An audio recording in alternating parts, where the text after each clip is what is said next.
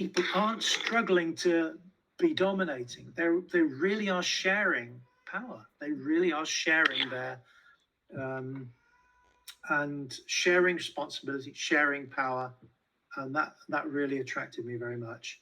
I thought, yeah. So that's my kind of. I mean, Quakers have got other.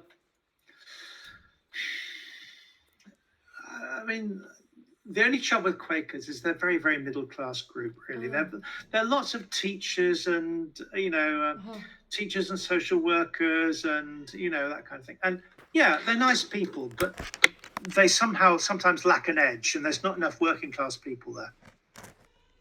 But then you said shared power. I'm gonna Yeah. talk with my cat. You Okay. said shared Cool. power. Yes. What does it mean? Yes. How do you decide? Okay, how do you Well, know what is shared power? um, well, the Quaker business method is great. I mean, you have somebody sitting at the desk who is called the clerk, who has no power, but they are there to record the sense of the meeting. So you lay a topic in front of the meeting. People tend to speak just once on a particular topic, and as people speak, not from their own self-interest, but there's a discipline of speaking from how you feel moved to speak, like you do in Quaker Meeting for Worship.